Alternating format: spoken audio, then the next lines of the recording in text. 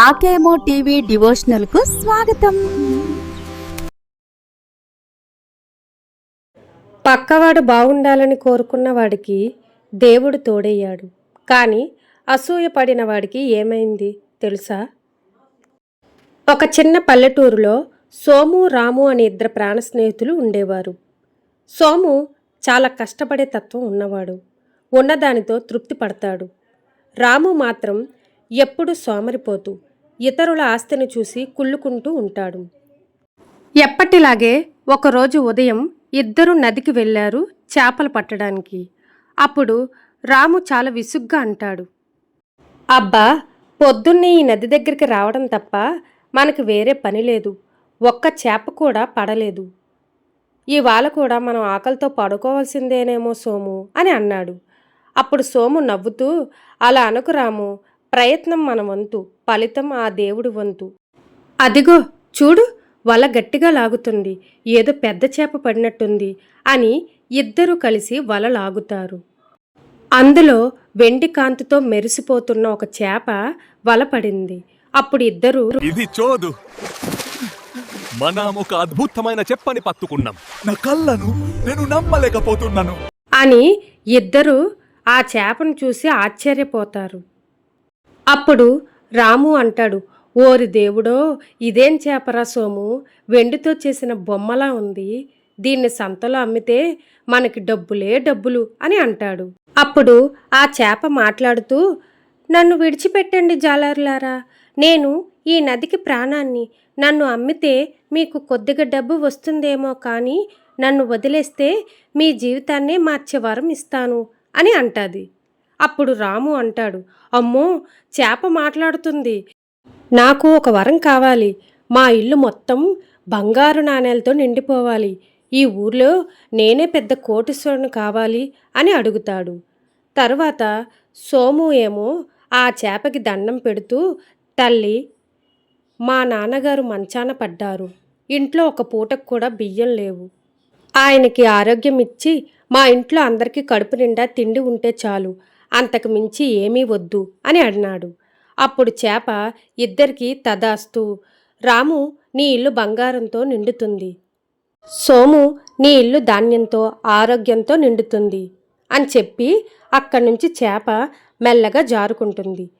ఇద్దరూ చాలా సంతోషంగా ఇంటికి వెళ్ళి చూస్తారు. సోము ఇంటికి వెళ్ళగానే అతని తండ్రి ఆరోగ్యంగా నడుస్తూ కనిపించాడు. గది నిండా బియ్యం బస్తాలు ఉన్నాయి. కానీ రాము ఇంట్లోకి వెళ్ళేసరికి మాత్రం ఇల్లంతా బంగారమయమయ్యింది.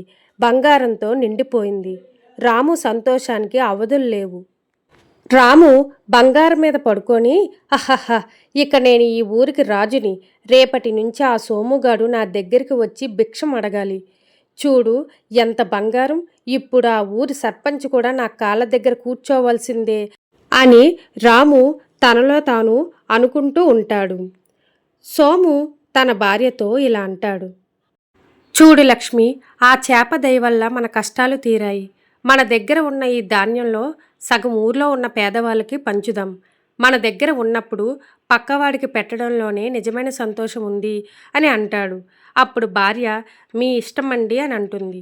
అప్పుడు వాళ్ళిద్దరూ కలిసి పేదవాళ్ళకి ధాన్యం పంచుతూ ఉంటారు. ఊర్లో వారందరూ సోమును పొగుడుతూ ఉంటారు. రోజులు గడిచాయి. సోము తనకున్న ధాన్యంతో అందరికీ సాయం చేస్తూ అందరి మనసు గెలుచుకున్నాడు. ఊర్లో అందరూ సోముని పొగుడుతుంటే రాముకి తట్టుకోలేనంత కోపం వచ్చింది.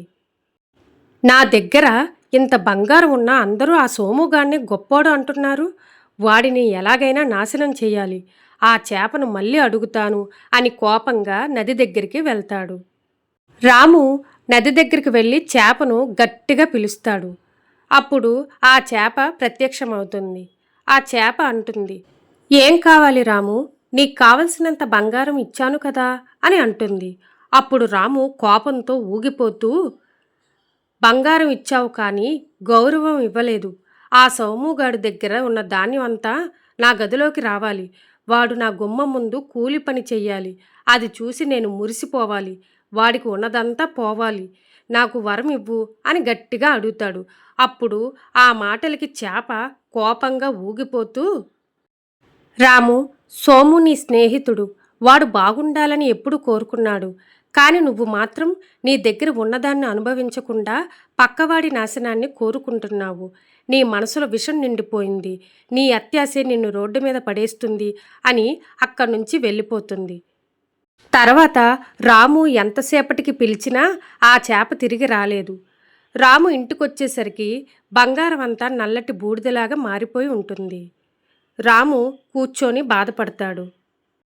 సోము తనకున్న దాంట్లో పేదవాళ్ళకి పంచి తను సంతోషంగా ఉన్నాడు. పక్కవాడు బాగుండాలని కోరుకునేవాడికి దైవం తోడుంటుంది. పక్కవాడు నాశనం కావాలని కోరుకునేవాడు ఉన్నదాన్ని కూడా కోల్పోతాడు. మిత్రులారా, ఈ కథ మీకు నచ్చిందా? నచ్చితే లైక్ చేసి కామెంట్ చేయండి. రేపు మరొక కథతో మరొక వీడియోలో మళ్ళీ కలుద్దాం.